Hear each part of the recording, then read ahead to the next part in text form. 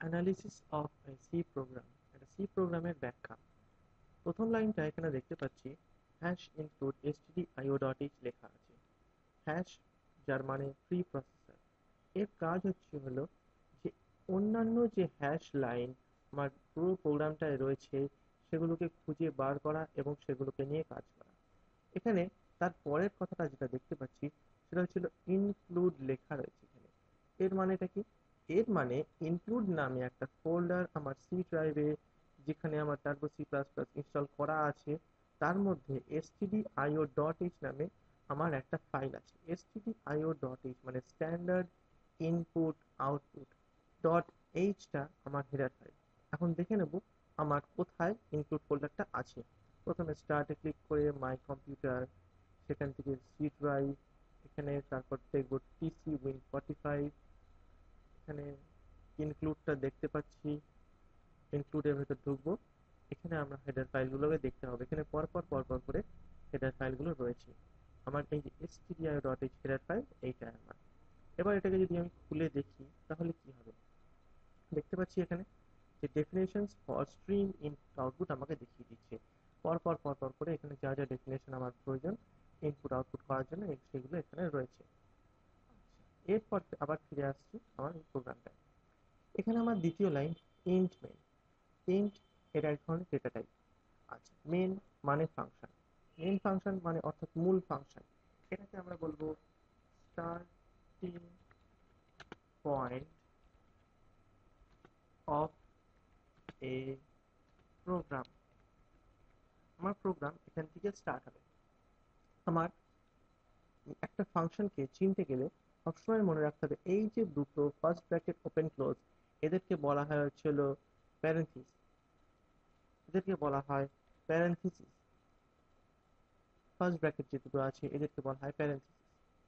আচ্ছা, একটা function start করার জন্য বা ফাংশনের বডিকে স্টার্ট করার জন্য আমাকে সেকেন্ড ব্র্যাকেট দেওয়া হয়, অথবা এদেরকে বলা হয়েছিল কার্লি ব্র্যাকেট। এর পরের line, printf hello world. Printf একটা ফাংশন, কি করে বুঝতে পারছি এটা একটা ফাংশন? এখানে আমি দেখতে পাচ্ছি এখানে একটা স্টার্টিং প্যারেন্থিস আছে, এখানে একটা ক্লোজিং প্যারেন্থিস আছে। সেই জন্য প্রিন্টএফ আমাকে এর ভেতর যা যা লেখা আছে সেগুলোকে আউটপুট যে স্ক্রিনটা তৈরি হবে তার মধ্যে আমাকে টোটাল জিনিসটাকে দেখিয়ে দেবে।